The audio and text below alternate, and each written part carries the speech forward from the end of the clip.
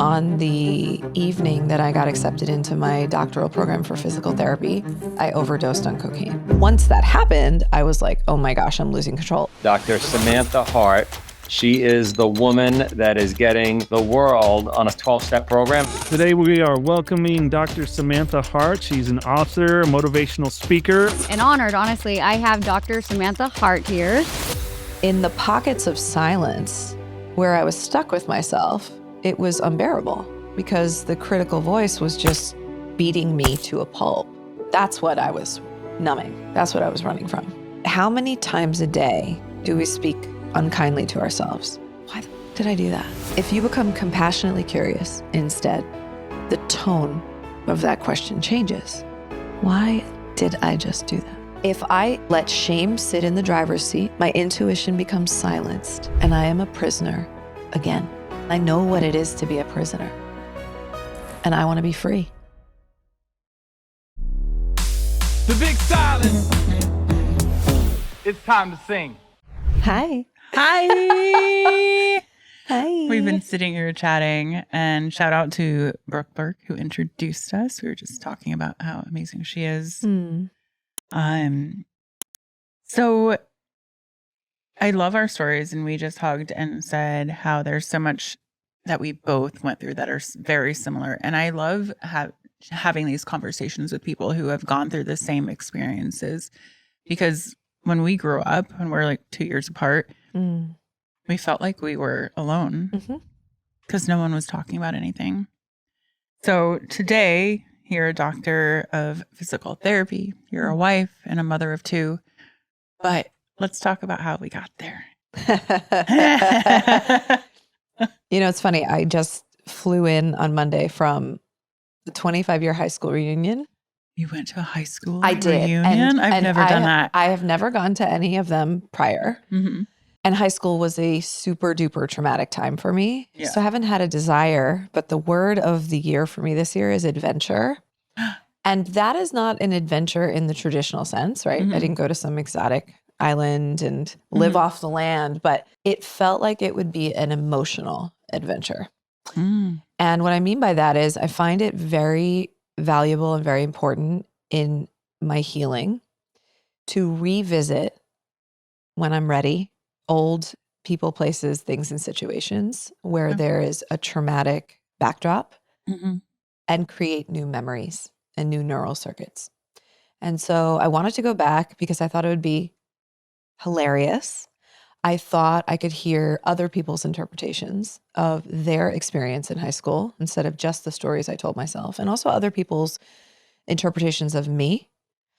And deeper than that, going back to New York City, which sometimes feels like the city of ghosts because it's where I lost three extremely important people, not including myself, but myself too. Yeah. And to go back in general to the city and remember something fun and beautiful instead of just painful. How did you do that? I'm personally interested. Like, what was that process? Who were the three people, if you can share? Sure. Yeah. In high school, I was operating under the everything is amazing on the outside and I'm dying on the inside. So relate on that. Yep. You had a very traumatic childhood. Right? The grades were straight A. I was popular, seemingly. I was talented. I had a good body. I was pretty. But in my home, I had a mentally ill mother who was self-medicating, an emotionally absent father, and a sister who was terribly insecure, very jealous of me, and acting out. And so for me, I saw things like infidelity, drug abuse, hypersexuality, and all that stuff was really normal to me. And I had nowhere to share it. And the few people I did disclose those things to would just talk about me. And then the whole school called me all the names that you get called in high school, right? So I tried to hold it all together, but I was so desperately alone. You know, you talk about the big silence, right? I was really living in secrecy, which is, I've come to understand, the most dangerous thing we can do when we're holding on to something we feel ashamed of, right? We're only as sick as our secrets. That's a recovery phrase. I'm 16 years sober, and it's a chapter in my book. Which we want to talk about your book, Breaking the Circuit. Oh, yeah. We'll talk more about it, but it's got all of your stories, but I'm so happy you're sharing it here too. Yeah. Yeah. It's different to have a conversation about it, than to read it. And, if I were to take how I was operating in high school and just fast forward to the level at which I was functioning, straddling myself between these two worlds, these two identities, like everything is fine and nothing is okay. Mm-hmm. What it looked like was on the evening that I got accepted into my doctoral program for physical therapy, I overdosed on cocaine. It's a perfect description of what was happening. Work hard, play hard, push until you drop. Do the things that the world is telling you to do to be happy. Were you, I don't know if this is too personal, but Nothing's too personal. Got it. Good. Yeah.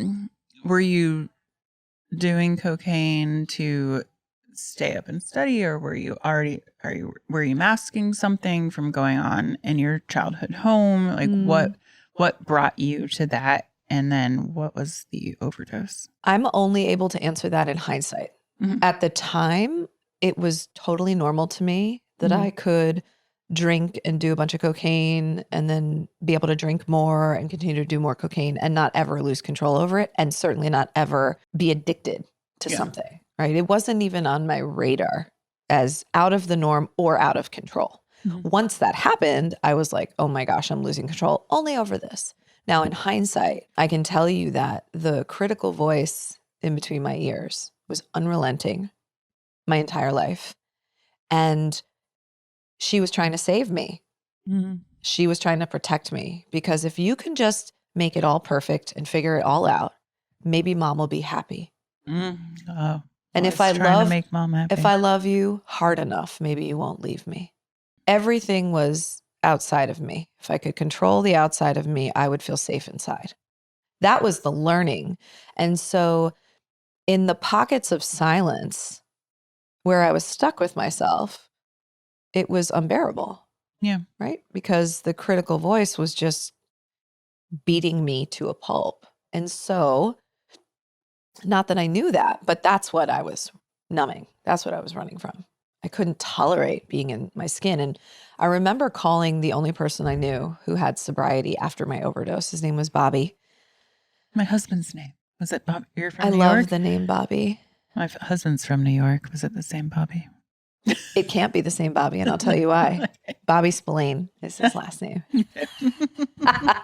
But I sure do have a soft spot for people named Bobby. I call Bobby. He had 22 years sober from heroin addiction, and I used to be his personal trainer before figuring out I was going to go to grad school. That was like one of the side hustle jobs in New York City. And I said, I think I have a problem, and I don't know who else to call. And he's like, come to a meeting with me, 12-step meeting. So I go to the meeting, and I was like, absolutely not. Absolutely not. Why? Well, I grew up in a house where to believe in God was to be a fool, and the only person you can count on is yourself. So everything about the steps was God heavy. Number one, it sounded very religious. It sounded very archaic, very patriarchal, and was really asking me to unwind my entire identity that had achieved all these amazing things. And so, no, thank you. Like, yes, I have a little bit of a cocaine problem, but I don't need a drink to feel social. I didn't identify with what these people were talking about. Nobody talked about an inner critic, perfectionism that had a noose around their neck. I didn't hear that. I also really wasn't ready to hear anything, right? So it would be a year and a half before I got back inside of those rooms. And then that man, Bobby, became a sponsor. Even though they said women should work with women and men should work with men, I was very, very stubborn, very angry, did not want to be there. And I just trusted him. I believed somehow that this bright light behind his eyes was a result of whatever he was doing in his sober life. And I took his direction the best that I could without ever getting down with a power greater than myself. I was still fully relying on controlling the world around me to feel safe and whole. And at the end of my first year, back to your very first question about the city of ghosts and the people I lost, Bobby relapsed and then killed himself. Oh, that obviously That must have sucker punched me, right? Yeah. That was a moment where it's really a miracle I didn't relapse, because he was the only thing that I believed that made sobriety palatable to me. But then did you, like, how do you move through that and then figure out, like, what you trusted in him, and then you lost that trust and you lost the person you trusted. So how do you come back from that? What I learned in that moment is that addiction is out for blood, and it doesn't care if you have 22 days or 22 years. And if I touch it, it's going to kill me too. I became very clear. And so it was an option if I wanted to die, which I didn't. That was the miracle. I had a year sober. I got my doctorate. I was in this relationship that I had been in my active addiction with this wonderful man who stayed with me, who shouldn't have. And there were just enough things going well that I was like, okay, noted. If I touch this stuff, I'll probably die too, and I don't want to die. So now what? Well, you just keep going on, controlling, managing, and manipulating the people, places, things, and situations in your life to feel safe and whole. You're not going to work the steps in a deeper way. You're not going to get down with God. Like, I still felt the same way about the steps. And I don't recommend this, but the next 4 years of my recovery until year 5 were just me white-knuckling it until I was in a marital crisis with that same man that totally took me to my knees. So many questions. Number one, white-knuckling through 5 years. For someone listening who thinks they may lose their life or some tragedy may happen, how do you white-knuckle? Like, what do you do? And you're doing it alone. What is your guidance for someone who wants to do it and is going through it alone and feeling everything? I do not recommend white-knuckling it. I mean, I would say the saving grace is that I did have some friends in recovery. So I had people to talk to. The problem was, and the problem with relying on outside things is if you wake up in the middle of the night in a pit of anxiety or fear or rage or grief, what are you going to do when there's no one to call? So I'm not exactly sure how I got through that time. I focused heavily on what I could control. And I think we can get by for a little bit with that. And the world praises us for what we can accomplish. I was checking all the boxes, and it works until it doesn't. But perfectionism collapses in matters of the heart. And that's the problem. So it works until it doesn't.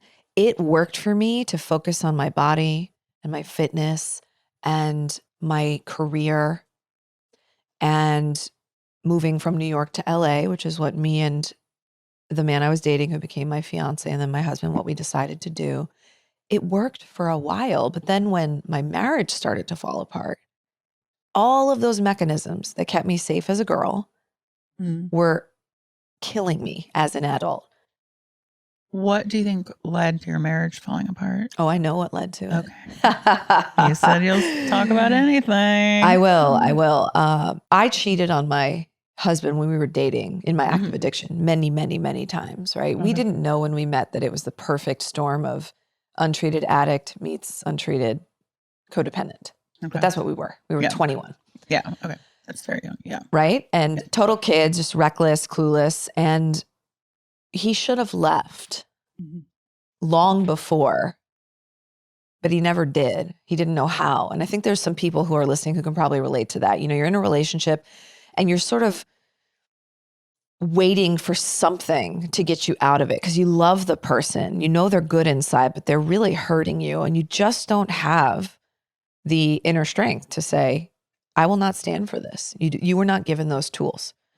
And so this man stayed and stayed and stayed. You can imagine the amount of resentment he had. And then I get sober. He had actually, I know now, been planning to leave me, but I threw a wrench in his plans by getting sober. And he thought, let me see this who through. she is. Was he like, now I don't know who she is. I have to learn a new person, a new support in a different way. I don't think either of us were even thinking about that at the time. We were just like, it's going to work out. Now that the thing that was the problem is over, we love each other and we're going to proceed forward. We're not going to go to therapy. We're not going to talk about what happened, right? Keep it silent. It seems insane, right? Yeah. And for me, I had so much shame about hurting him. And here I am trying to do some of the step work, not with a God, but I had made amends to him. I was really actively trying to clean up my behavior. And I thought, oh my God, we made it to the other side of this mess. And then the marriage starts to fall apart. And by fall apart, I mean, here I am thinking we survived. We're going to start this new life at, 30 in LA. I have my doctorate. He's in banking. Perfect. Oh, just sounds chef's kiss on paper, right? Yeah. And I'm thinking, of course, we're going to share our finances. One day we'll buy a house. We'll have kids together, right? And our finances are totally separate. And I'm like, what? Like we've been together 8 years now, and I didn't even know that was an option that we wouldn't share them. And it was like an absolute no.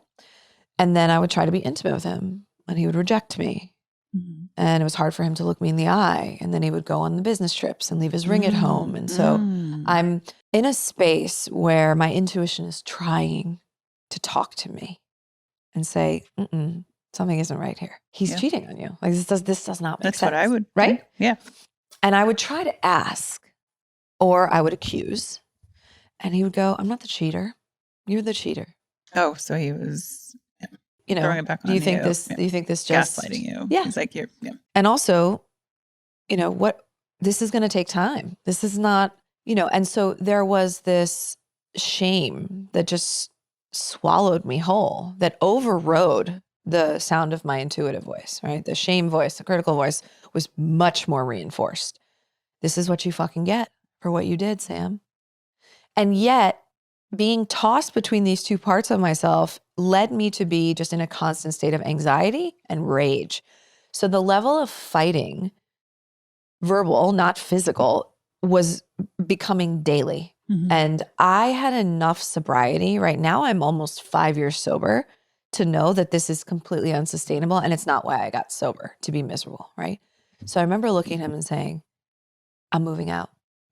I'm not ready to leave you, but I cannot fucking live like this. Yeah. And what started as a weekend on a friend's couch turned into months and months and months of couch surfing until finally, after begging him to come back home, even though I was the one that left, like, are we good now? Do you love me now? Do you forgive me now? And him saying, it doesn't make sense. We're not in the right place.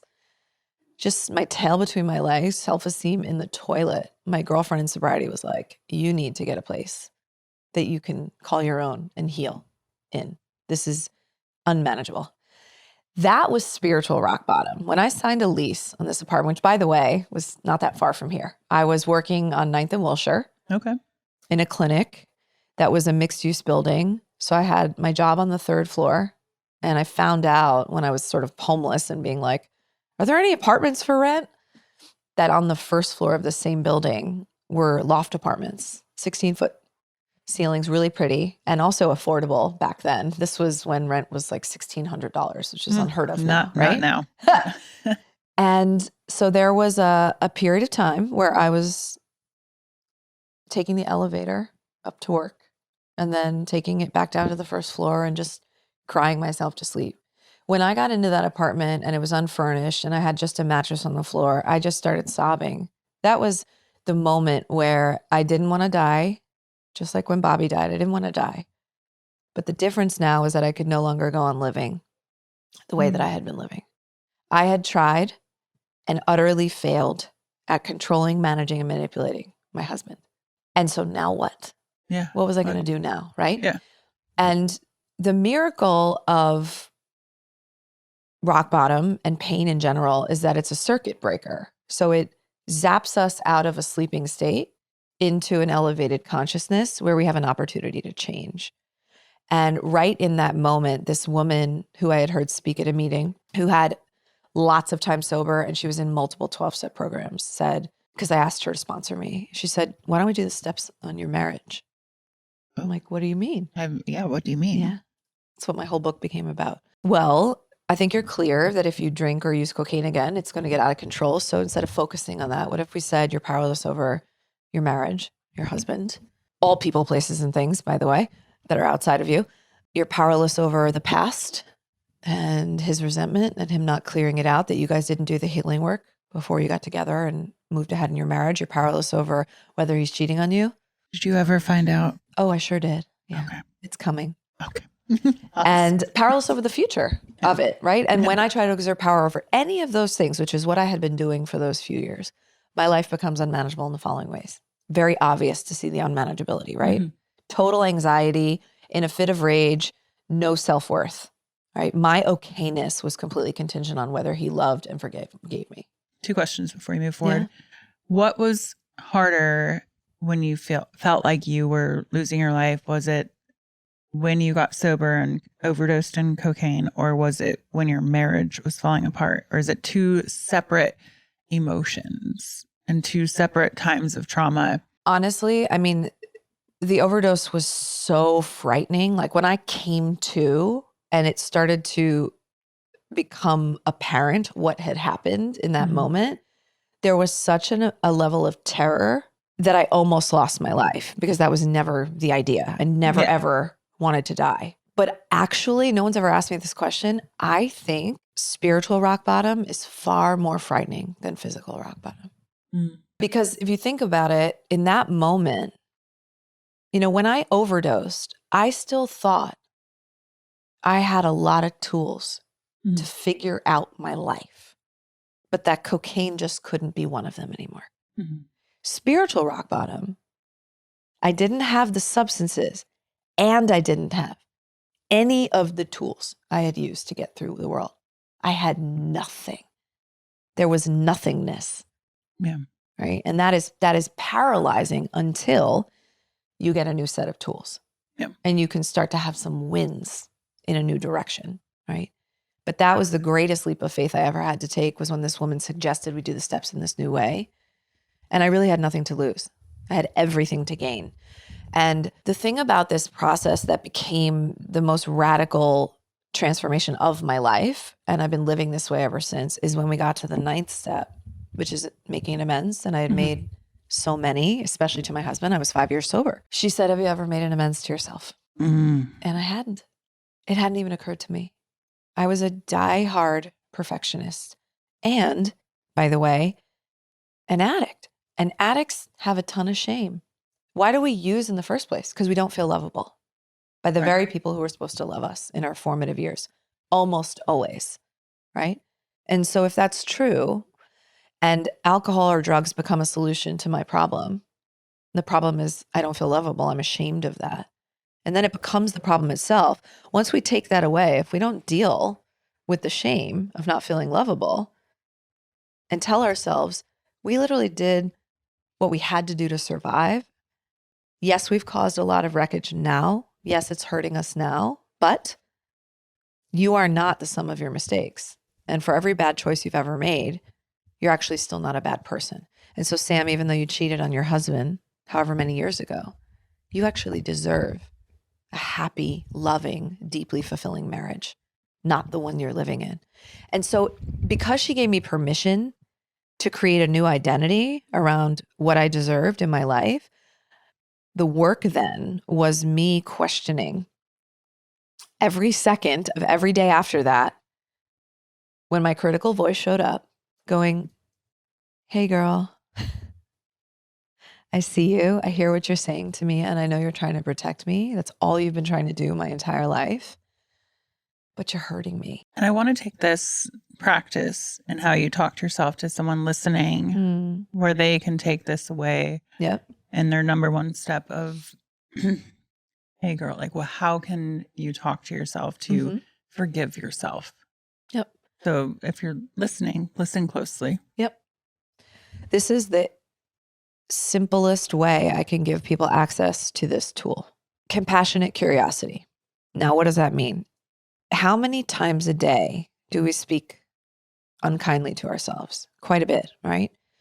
So if you hear yourself saying something unkind, you snapped at your kid, Pretty common. I'm a mom of 2, right? Mhm. Why did you do that? That's the typical sound of that voice that's criticizing. Mhm. If you become compassionately curious instead, the tone of that question changes.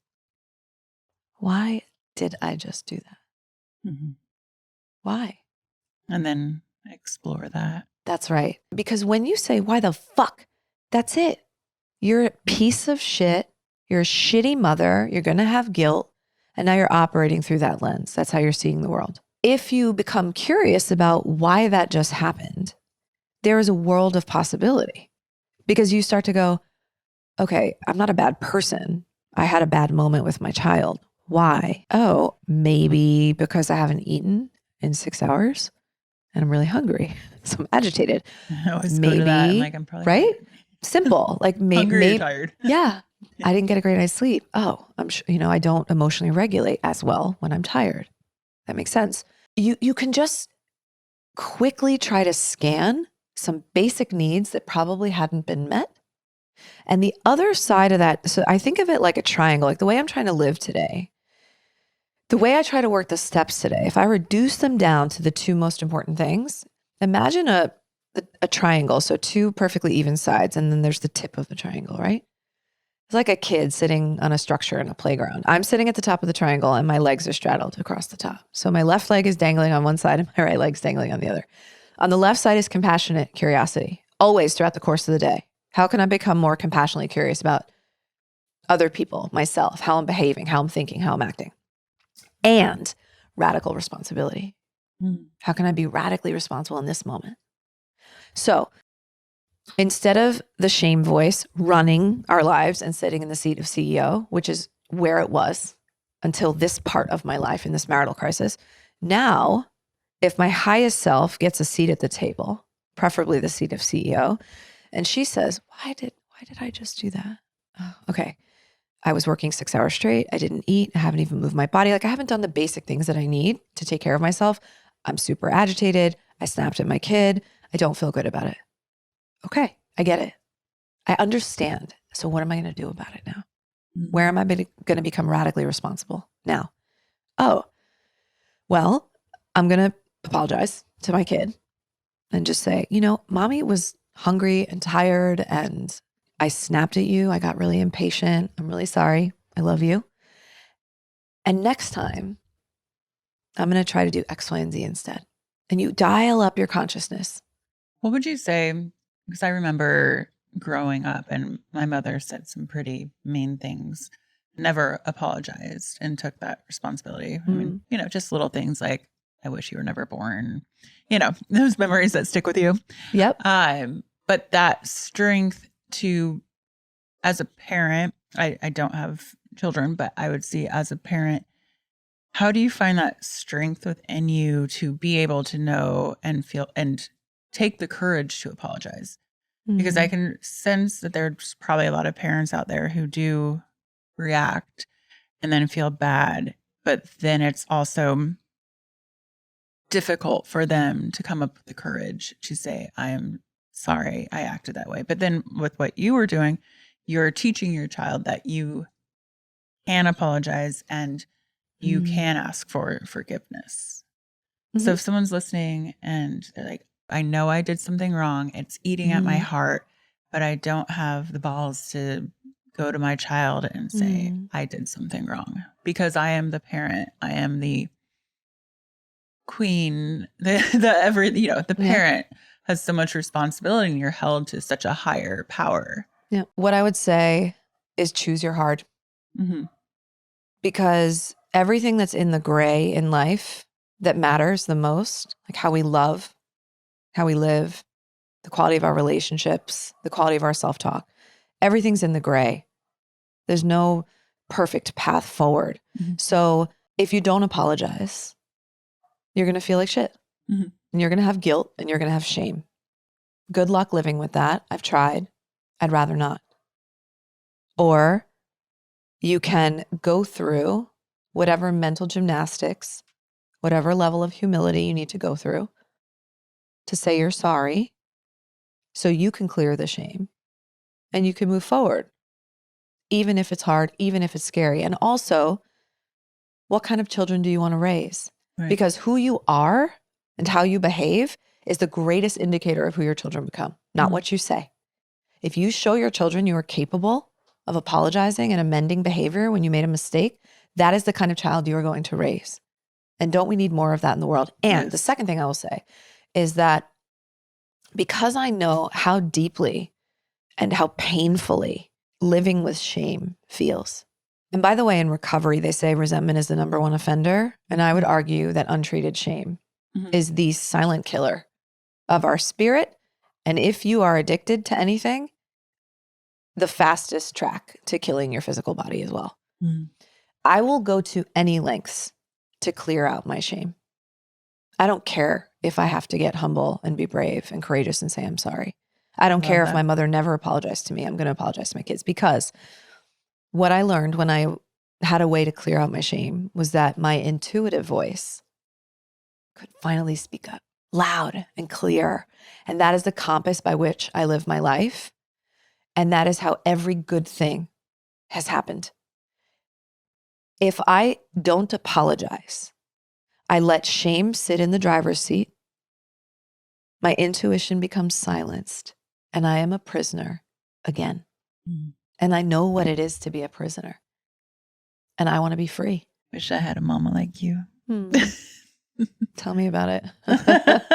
You know, it's I know through all of my therapy and my therapists, and they're like, you understand now what you didn't have.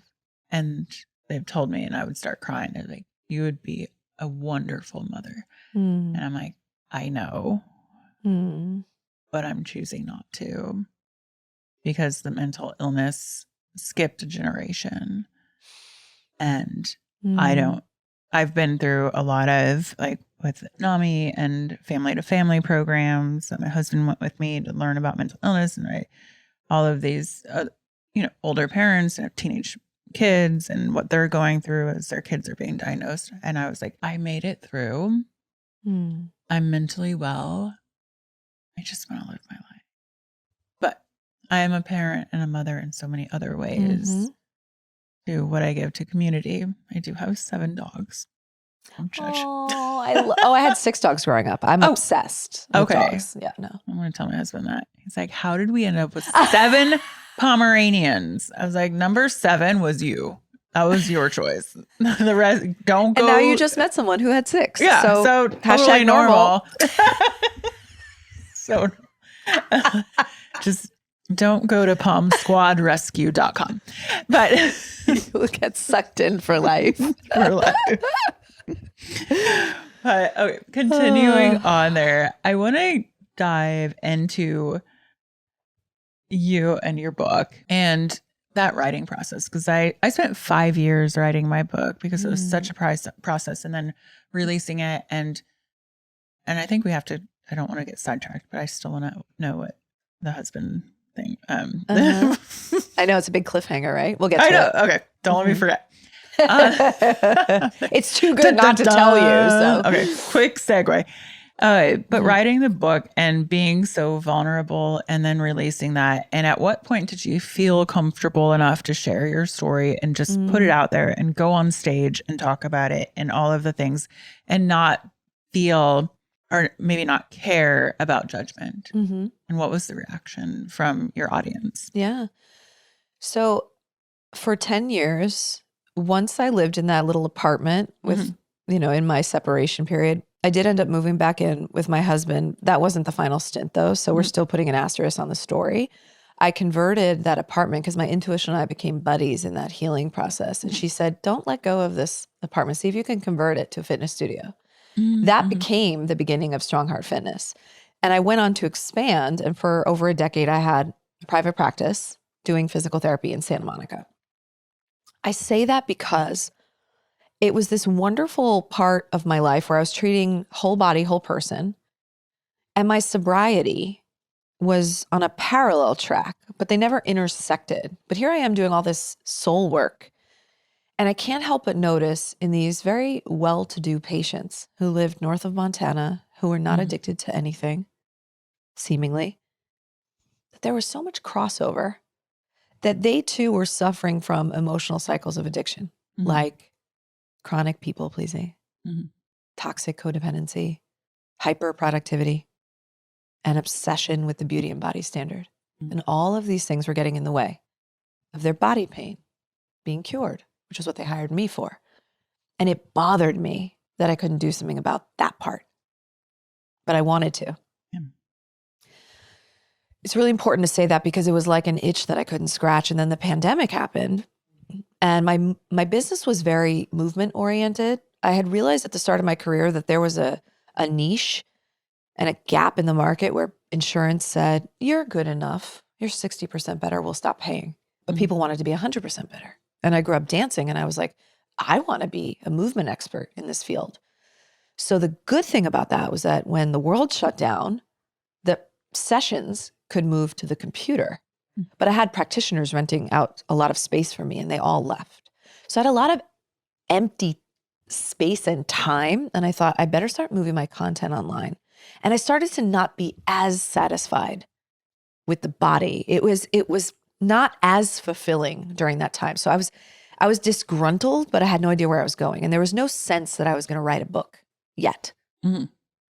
Then I got the phone call that I was dreading for over a decade because I'm not the only addict in my family, which is that my big sister, Jessica, died of a drug overdose. And that was on March 13th of 2022. And I found out when I was in the Austin airport and I collapsed on the floor and started wailing like you would imagine, like a dying animal. I had to get back on an airplane. And apparently I said to my husband, who I was now officially back together with, I'm writing a fucking book. I don't remember saying that, but on the day she died, I made a declaration that that's what I was going to do. And the only thing I knew was that it had to tackle the spiritual side of wellness. So all those years that it was bothering me, culminating into this moment of this horrific loss with this woman who seemingly had it all on the outside, right? The white picket fence, the house in the suburbs, a lawyer, a husband who's also a lawyer, 2 beautiful children, suffering in silence, now dead, right? There was no more not speaking about this. Right. The fear of any type of judgment absolutely collapsed. And so as I started writing the stories of my life, which is really how it started, I thought, okay, you've read Atomic Habits. And if when someone's listening, it's such an amazing book. Like you've read this book and this line in it stood out to me when I made this declaration, which is we don't rise to the level of our goals, we fall to the level of our systems. Okay, you have a big ass goal. You want to write a book. So do a lot of people. How are you going to write it? What's the system you're going to put in place to achieve the goal? I gave myself a bite-sized system, which was, can I write for 30 minutes a day for 30 days? And even if I sit at the computer and nothing comes out and I have writer's block, I do not get out of that seat. 30 minutes, no matter what. And the answer was yes, I can commit to that. I didn't say, this is going to be chapter 1. This is the structure of the book. I had no clue. I would just pick a story and I would write. What the book is. It's kind of like memoir / self-help, if you would say. And so the way that it's structured with that and where you share your stories and then the 12 steps in your words. Yeah. And as I was writing it and, I figured out who I wanted to work with as a publisher, it became very clear that I did want it to be prescriptive, that I somehow wanted to make a crossover in everything I had seen in my clinic and what I know about the science of real change and what I had experienced in my own personal life and in my spiritual breakthroughs.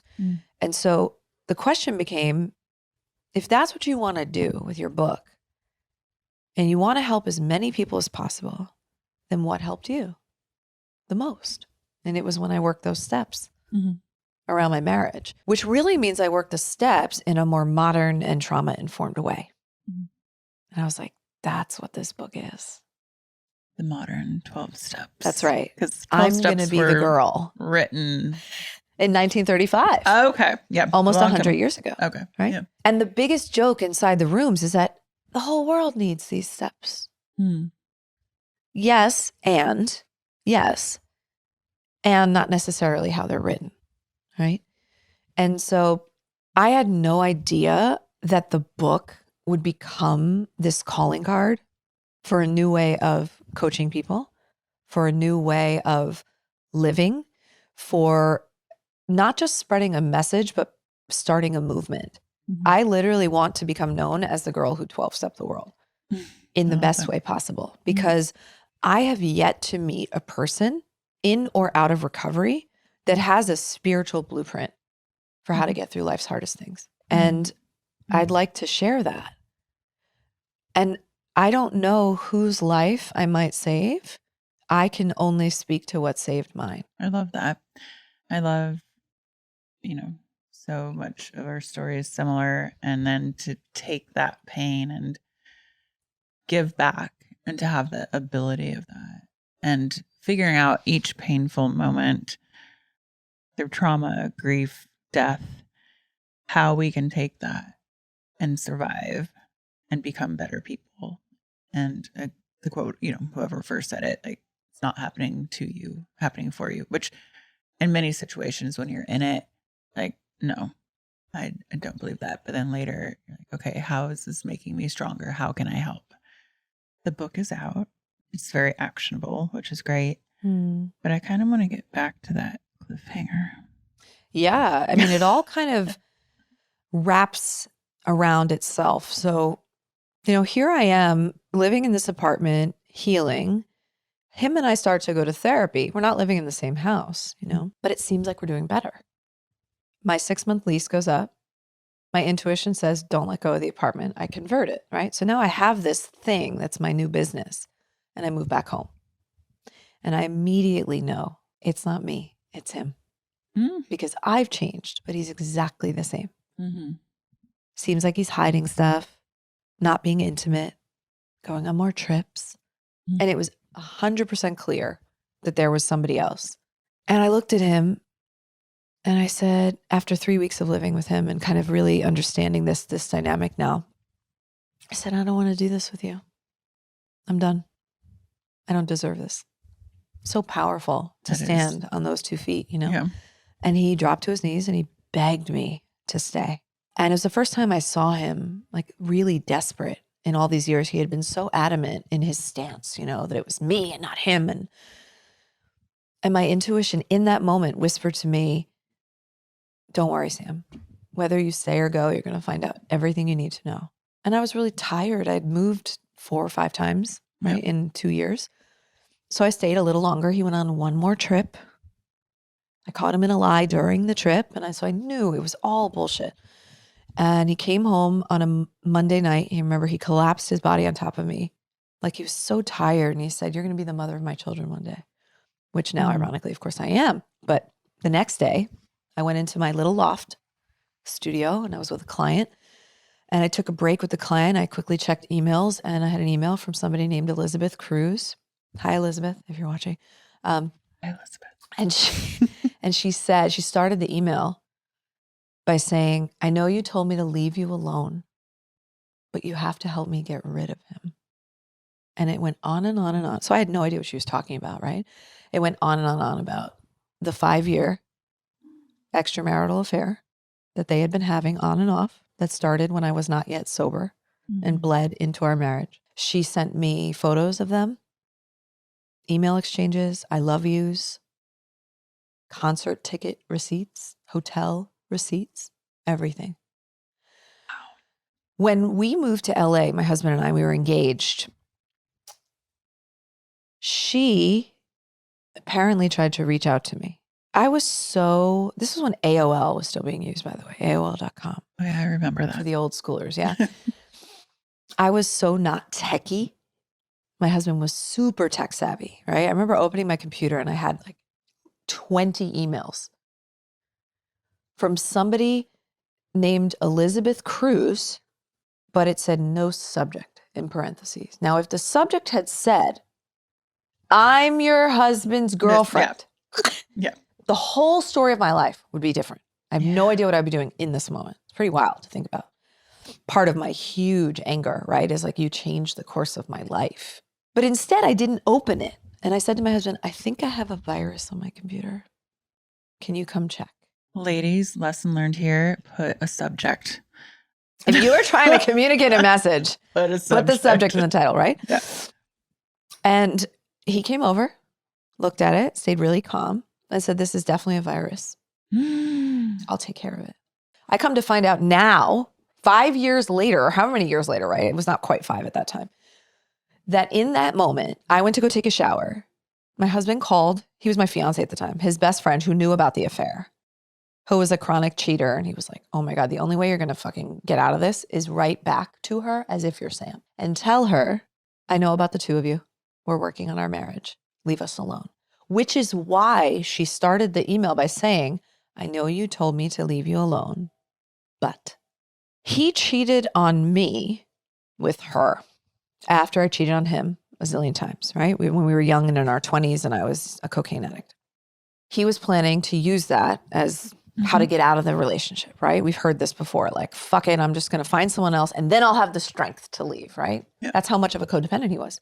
Then I got sober. And then I threw a wrench in his plans. Yeah. And he was like, I kind of want to see what this will be like sober. And he thought he could just bury the secret. We get married. He's trying to end it and leave it alone. She's reaching out to me. He's writing to her saying we're working on our marriage. So she goes away for a while. Then we're living together. He's pulling away because he has guilt and regret and shame about cheating on me. And now he can't look me in the eye, right? Because even though he felt like, well, it's just retaliation, tit for tat, he didn't feel good about it. And him pulling away makes me insane with rage. And we're fighting. In those 2 years, we were fighting every single day, right? Instead of all the healthy options that could have been on the table, he still had no tools. He wasn't in therapy. He didn't go to Al-Anon. He didn't go to a 12-step program. He called her to escape. And that was the beginning of the end. Because as soon as he invited her back in, it was like, if you tell me this is over, she would say to him, if you tell me this is over, I know where Sam is. Her shit's all over the internet. I know where you guys live in LA. I will come to your doorstep and I will tell her everything. So he was like speechless. He was insane. It's like a Lifetime movie. I mean, it's literally. I was thinking in my head, like, this should be a movie. Oh, I already have a screenplay. Oh, hell yeah. That's an adaptation to my book. And to be honest, the story of my marriage is its own book. I didn't want to make my whole book about that because I have such a big story. It's a huge thing that happened to me. Yeah. And for a long time, it was the most shocking thing in my sober story, but now it is absolutely not. Yeah.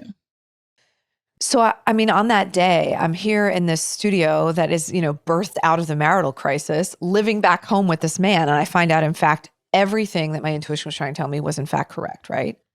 So I go home and I do what a crossed lover does. And I fucking scream at him and I throw his shit on the side. I say, you fucking move out, you piece of shit. Mm-hmm. How dare you gaslight me and make me feel crazy and ashamed. Yeah. That's the worst betrayal of all. I don't even forget about the sex, looking me in the eye when I'm saying, I swear to God, you're cheating. This doesn't make sense. And you saying, no. That is the greatest, deepest betrayal of all. And I will never be able to get over this. Yeah. Right? So I kick him out and I'm like, good luck moving, finding your own apartment, and couch and air mattress to sleep on. And then I'm in this 3-bedroom apartment that's kind of expensive and it's tainted with all the old memories. This was where we lived when we were fighting all the time. Now I'm thinking of all the lying he was doing and the cheating and coming back into the bed. I don't even want to be there. Yeah. Right? And he's coming around and he's memorializing our whole lives. He's not leaving me alone. He's not respecting my boundaries. And so again, my intuition and I were like homies. And she's like, Sam, do you really want to deal with this shit? You're such a good mover. Just move again. You have your business. Go find an apartment. You're in your early 30s. You know who you are now. You want to be a mother. You thought it was going to be with him. But you're open to the possibility of what this part of your life could look like. Maybe you won't be a mother. Maybe you'll adopt kids. Maybe you'll have stepchildren with a man in his 40s. Like, who knows? But you can do it because you love yourself now and you've got yourself, right? So I said, you fucking keep the house. I don't want it.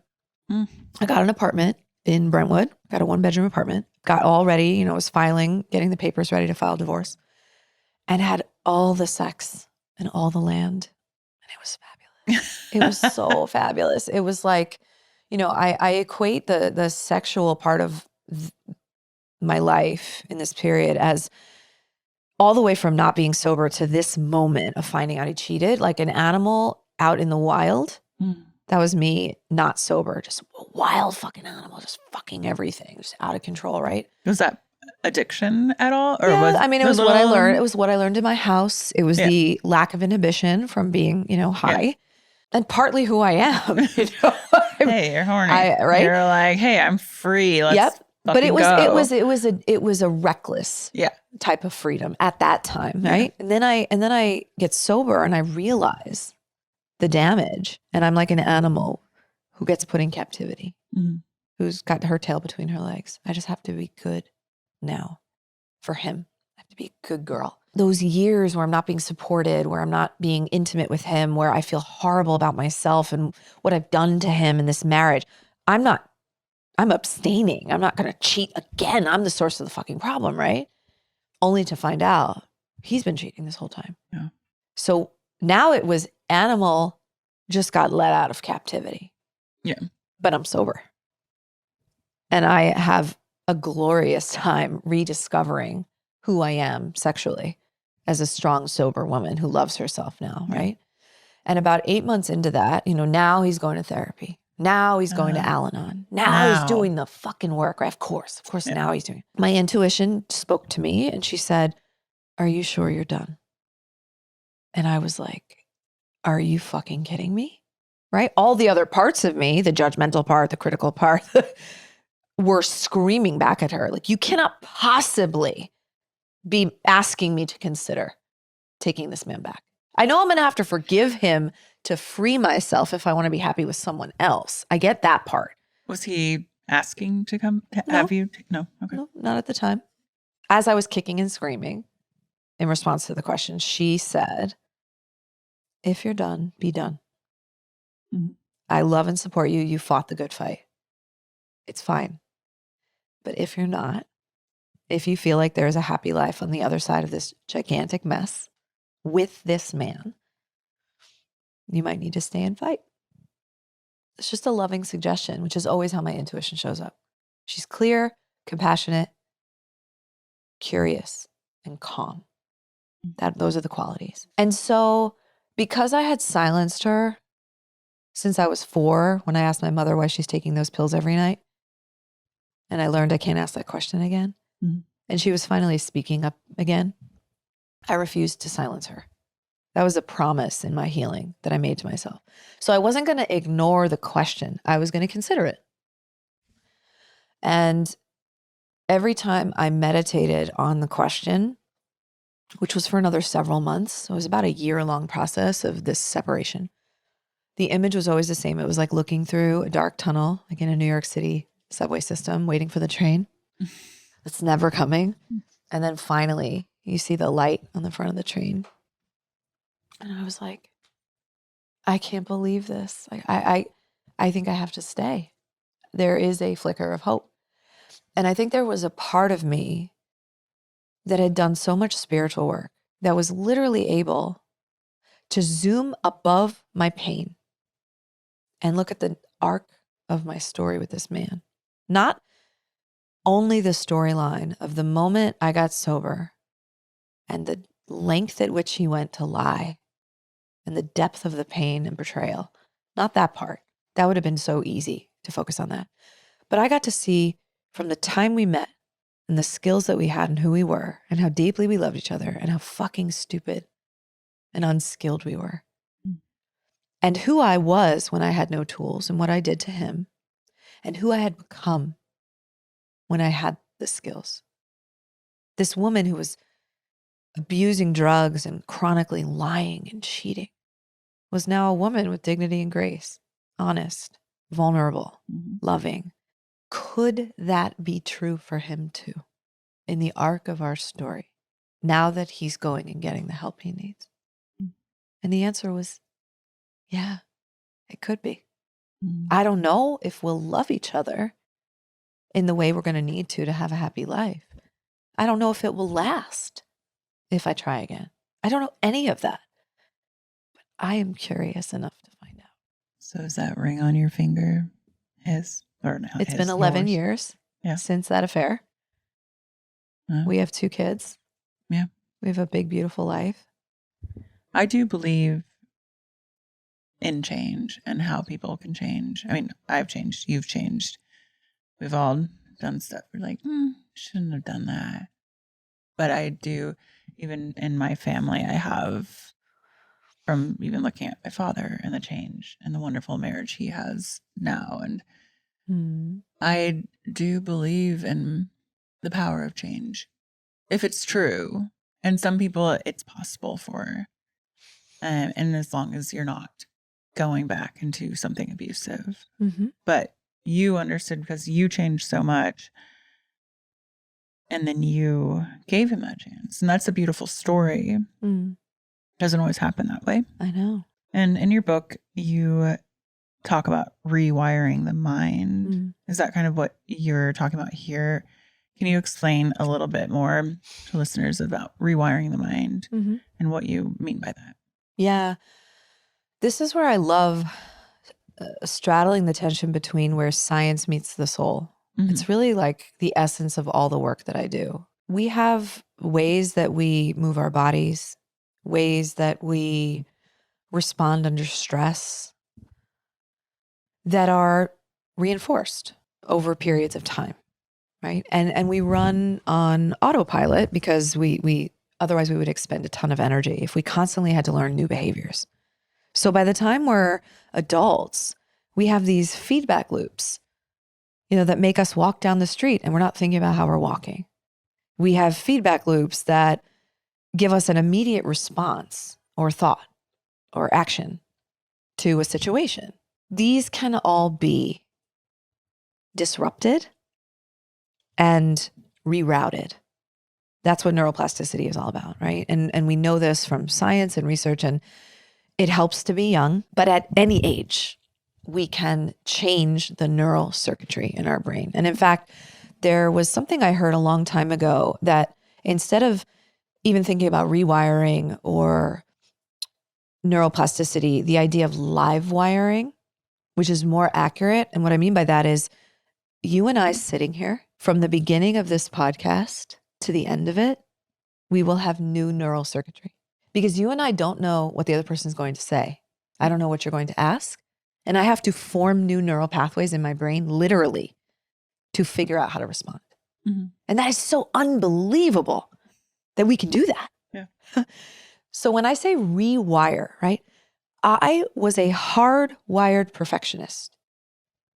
I doubled down on those behaviors because of what the volatility in my home, right? So then controlling the world around me became not just culturally what I was conditioned to do and genetically what was natural for me to do, but also what became the thing to do to make me safe in the world.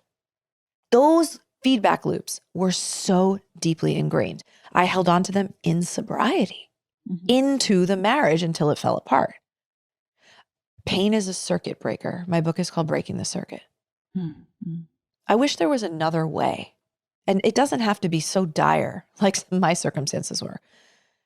But pain is often the thing that zaps us out of, I said earlier, a sleeping state. The autopilot of these behaviors that we're running on, pain makes us realize that isn't working anymore. Yeah. I've been doing this thing. I've been running 10 miles with no knee pain, but now my knee hurts. Uh-oh. I wonder if something about the way I'm running is contributing to my pain. Same exact thing when people would come into my clinic. We were rewiring their neuromuscular pathways so that by the time they ran again, they would not be putting that kind of stress into the knee. They would be splitting the load between the hip, knee, and ankle. We rewired their neuromuscular pattern. There is no other way to explain why my life has become what it has based on the way I grew up, if not for the fact that I have rewired the neural pathways. How? through enough pain in sobriety and taking on tools that landed in my nervous system in a way that was safe, that was practical to the crisis I was in, and doubling down on these new behaviors again and again and again. There's no other way to explain why my life looks the way it does other than I have rewired those pathways. Yeah. Your story is incredible and of resilience. And it proves that anything is possible and that we all can come from such a dark place and live a good life. And not saying that everything's perfect in life for anyone, but to move through so much pain and find love and find purpose and don't give up. And you are resilience. And it's such a great message. I thank you for sharing that and being vulnerable, and it's everything that you do, and through social media and your book and your speaking. And where can everyone find you? Because they need to. I feel like there's so many people out here that need to hear more of what you're saying. I love when people hear me on a podcast, just getting a DM. I respond. It's not other people who are managing my social media. So I will directly write to you, and I encourage people to book a discovery call. And I can, first of all, there's a link in my bio to do that. Super easy. And all over my website. And both handles are the same. It's Dr. Samantha Harte, and Harte is Harte. Getting on a call, I have realized with the nature of the work I'm doing, because now when I coach people, I'm coaching their body and their spirit at the same time. And it's usually people who have pain in their body and pain in their soul. It's very personal. Yeah. Which is great, because a lot of times those two people don't work with those two together, but you have to. Yeah, that's the way forward. You don't just go to the hospital because you have a hurt knee and give me some meds or a shot. Like, you got to figure out it's mind and body. Yep. Yeah. So just message me, Yeah. book a discovery call. Like, the nature of this work is very deep and very personal. So it has been really impactful. Whether or not someone decides to sign up, and I have so many products and tiers that are super affordable, that are not just some high ticket coaching platform, where people can have access to the products that I've made, whether it's for fitness or spiritually speaking. But even if you don't purchase anything, get on a call with me and connect with me. We are the most digitally connected we've ever been, and we are so fucking lonely. I agree. So please, please reach out. Please reach out to me, anyone. We're here to help. And thank you for sharing your story in so many different ways. And it's incredible. It's a story of hope. So thank you. Thank you for having me. It was so fun. The big silence. It's time to sing.